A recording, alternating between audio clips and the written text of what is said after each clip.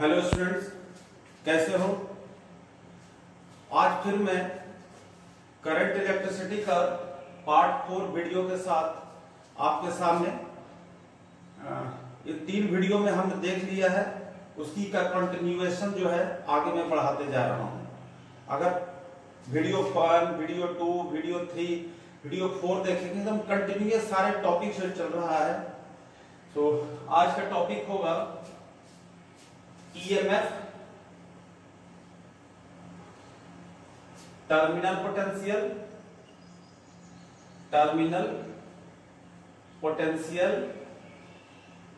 And internal resistance. आज का ये टॉपिक है इंटरनल रेजिस्टेंस। आज का ये टॉपिक है EMF, terminal potential and internal resistance. तो सबसे पहले हम लोग देखते हैं EMF होता क्या है। EMF का फुल फॉर्म है electromotive force.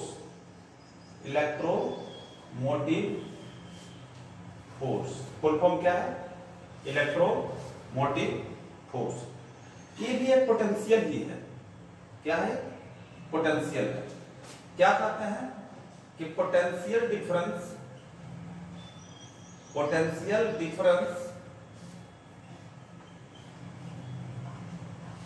across the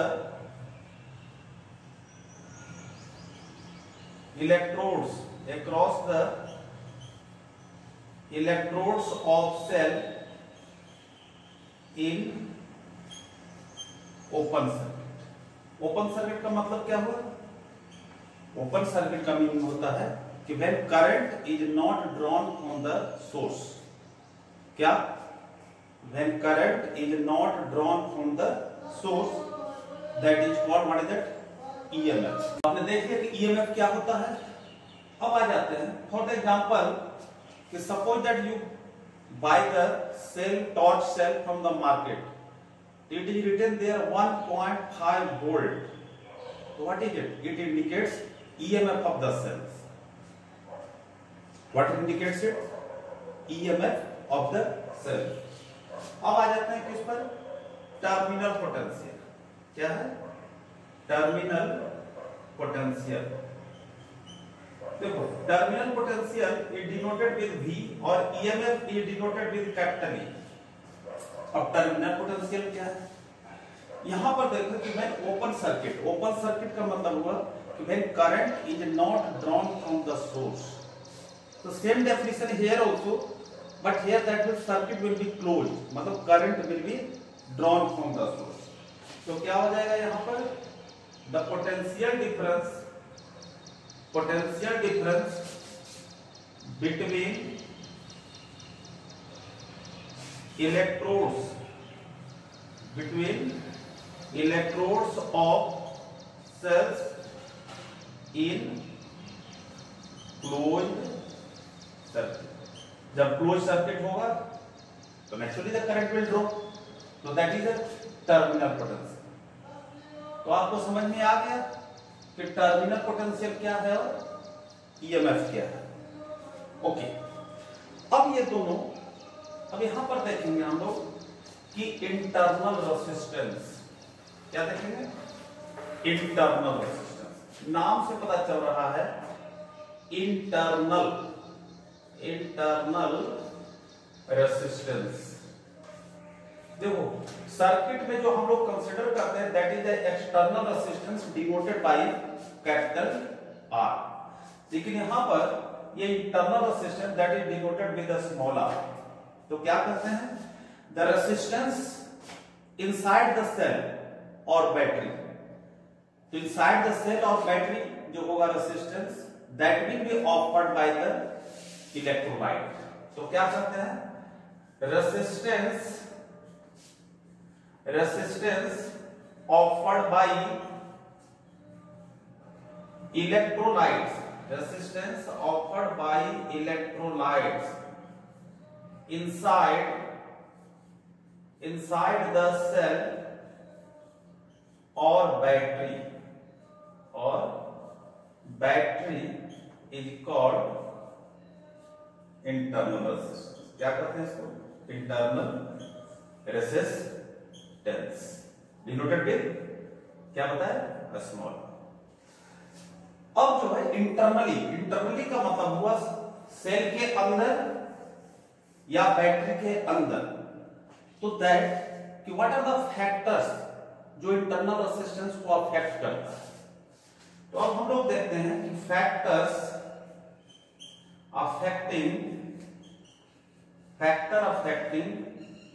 internal resistance को कौन कौन सा फैक्टर जो है वो अफेक्ट करता है।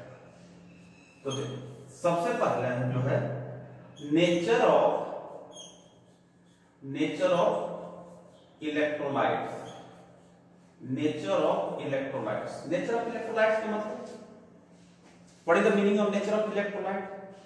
In chemistry, already you have read. Some electrolytes are the strong electrolyte and some electrolytes are the weak electrolyte. तो strong electrolyte किसको कहते हैं? Those electrolytes which completely dissociates into ions, that is called a strong electrolyte. And those electrolyte which weakly dissociates into ions, not completely dissociates into ions, that is called the weak electrolyte. Inorganic aqueous solution जितने भी होता है सब strong electrolyte है। अब देखो जब strong electrolyte से होगा इसका मतलब more number of ion will be there. इसका मतलब कि more current carrier will be there. इसका मतलब ज्यादा करंट फ्लो होगा। और weak electrolyte does not dissociate completely, इसका मतलब लेस आयन होगा। तो लेस आयन हो तो कम करंट फ्लो करेगा। So that is nature of electrolyte. Second जो है nature of electrodes. Nature of electrodes means that is plates used for the electrolysis inside the cell. तो वो हो सकता है कार्बन का, हो सकता है कॉपर का, हो सकता है लेड का, हो सकता है। तो these are the nature of electrodes. Third है distance between the electrodes. Distance between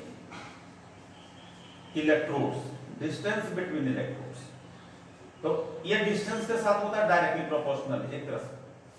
मतलब जैसे है कि this is the here solution that is used, that is called the electrolytes. क्या कहते हैं इसको? इलेक्ट्रोलाइट्स। अब इसके अंदर प्लेट जो यूज करते हैं, these are the plates. Two plates are there, एक पॉजिटिव होता है एक नेगेटिव। तो distance between the electrodes. Fourth temperature of electrolytes. Temperature of electrolytes. अब टेम्परेचर के साथ क्या रिलेशन है कि internal resistance will be the inversely proportional with the temperature. Inversely proportional to the temperature. और भी फैक्टर हिट कर सकते हो area of the electrodes. Area of electrodes. तो these are because you know that it will be more area will be there, so it will be the more part will be in contact with the electrolytes in there. So area of electrodes, these are the factor which affect to the internal resistance. अब देखो कि हम लोग एक relation निकालते हैं। अब relation किसके बीच में है? Relation between V and E। अब यहां पर देखना V क्या है? V the terminal potential and E the EMF of the cell. V the terminal potential and E the EMF of the cell. उसके बीच में रिलेशन निकालना। देखो suppose that you are given one cell इधर, जैसे positive terminal negative, इसका EMF E है and internal resistance already I had told that acts inside the cell, so that is a small r is the internal resistance. To measure the potential difference, it is connected one voltmeter is there. Already you know that there are two devices, ammeter and voltmeter. Ammeter is always connected in series circuit and voltmeter is connected in parallel. तो R, capital R it is the external resistance. तो यहां से देखें अगर, तो small are जो है क्या है, internal resistance. Small R is the internal resistance. Capital R हो गया आपका external resistance, external resistance. E, EMF of the cell, EMF of cell। अब V जो हो गया आपका terminal potential, V is the terminal potential। See, already know that external resistance is connected in series with internal resistance। तो net resistance क्या हो जाएगा, total resistance क्या हो जाएगा, टोटल रेजिस्टेंस जो यहां पर होगा R, capital R plus small R. तो ये सर्किट में कितना करंट सप्लाई हो रहा है, कितना करंट सप्लाई हो रहा है। तो आई इक्वल टू हो जाएगा, current is equal to, current क्या हो जाएगा, I is equal to E upon R plus capital R. आप लोग पता है ओम्स लॉ से I equal to V by R होता है, तो उसकी जगह in place of EMF we have taken total resistance. अब इसको क्रॉस मल्टीप्लिकेशन करो तो E इक्वल टू क्या हो जाएगा, आई आर प्लस आर। अब इस टर्म को स्प्लिट कर दो तो E इक्वल टू हो जाएगा I R plus I into small R. Okay, यहां ओम्स लॉ से आप लोग जानते हो, putting V equal to I R, V equal to I R, तो E इक्वल टू हो गया V प्लस आई आर, तो V इक्वल टू कितना हो गया, E माइनस आई। मींस कि टर्मिनल पोटेंशियल जो है, टर्मिनल पोटेंशियल जो हो गया आपका E माइनस आई आर। अब इसका हम लोग केस देखते हैं। इसका केस क्या है कि देखो, इसका मतलब है कि फर्स्ट में केस है कि इन क्लोज सर्किट में, ये जो सर्किट हम लोग बता रहे हैं इन क्लोज सर्किट, तो क्लोज सर्किट में आपने देखा V equal to E minus, close circuit में क्या हुआ कि करंट जब ड्रॉ हो रहा है, तो जितना ज्यादा करंट ड्रॉ होगा, जितना ज्यादा करंट अगर I इंक्रीज हो रहा है, जितना ज्यादा करंट ड्रॉ होगा तो नेचुरली V क्या होता जाएगा, कम जाएगा। इसका मतलब यहां पर V is less than E। V is terminal potential क्या होता है, close circuit terminal potential is less than E। Second case है, if I is equal to zero, I is equal to zero का मतलब क्या हुआ, current is not drawn from the source, I is equal to zero, तो उस case में क्या हो जाएगा, V is equal to E।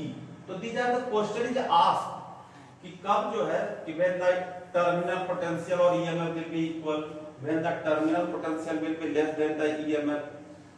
और एक थर्ड केस है, थर्ड केस है ड्यूरिंग चार्जिंग, चार्जिंग के समय क्या हो, चार्जिंग ऑफ द सेल या बैटरी, चार्जिंग ऑफ बैटरी, जब जिस समय हम बैटरी को चार्ज करते हैं तो उस समय क्या हो जाएगा, ये V plus V equal to E plus I R. और इसके बेसिस पर एनसीईआरटी में आपको न्यूमेरिकल भी है, क्यों, यहां प्रोसेस रिवर्स हो जाता है। The current is supplied in the, पहले क्या हो रहा था कि current is drawn from the source, यहां पर होता है current is supplied in the source.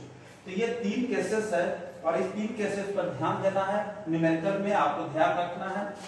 तो इसलिए पहला जो केस, एक केस जो है कि जब करंट ड्रॉ नहीं हो रहा, तो जब करंट ड्रॉ नहीं हो रहा है तो in that case we can tell कि टर्मिनल पोटेंशियल और EMF दोनों क्या होता है, इक्वल। अब आ जाते हैं, निकालते हैं एक्सप्रेशन ऑफ इंटरनल रेजिस्टेंस। क्या है, एक्सप्रेशन ऑफ इंटरनल रेजिस्टेंस।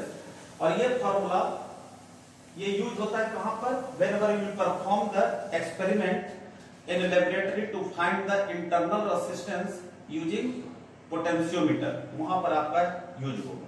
कैसे निकालते हैं देखो, V इक्वल टू आपको पता है E माइनस आई आर, अभी आपको हमने प्रूव किया था, we know V equal to E minus I R. तो आई आर जब निकालेंगे तो आई आर इक्वल टू क्या हो जाएगा, E minus V। I R equal to shift कर दिया इस तरफ, you have to find R, तो R इक्वल टू क्या हो जाएगा, E minus V by I, E minus V by I. यहां पर ओम्स लॉ से पुट कर दो I equal to V by R, putting देखो पुट करके क्या आ जाएगा, R equal to E minus V upon V by R। अब इसको हम लोग ऐसे भी लिख सकते हैं, V minus upon V into R। अब इस टर्म को आप सेपरेट कर दो, इस टर्म को हम क्या करते हैं, सेपरेट कर देते हैं। तो R equal to E minus E upon V minus 1 into R। This is the expression of internal resistance, और यही हम लोग यूज करेंगे किसमें, पोटेंशियोमीटर। तो हमने जैसा बताया कि 3 टॉपिक जो कवर किया इस वीडियो में, इस वीडियो को नेक्स्ट वीडियो के साथ जब हम 5th वीडियो के साथ आएंगे तो आपको आगे जो आपको पढ़ाएंगे हम लोग combination of cells. Cells are also connected in 2 combination, series combination and parallel combination, so that in continuous this 4 video मैं आज रिलीज कर रहा हूं। आप देखो, कंटिन्यूअस सेशन के साथ अगर देखोगे तो आपको समझ में आएगा, इसलिए दिस इज माय रिक्वेस्ट कि मैक्सिमम से मैक्सिमम जो मेरे चैनल को उदयकांत रॉय फिजिक्स के नाम से चैनल है, उसको जाकर के लाइक करो, सब्सक्राइब करो। Thank you.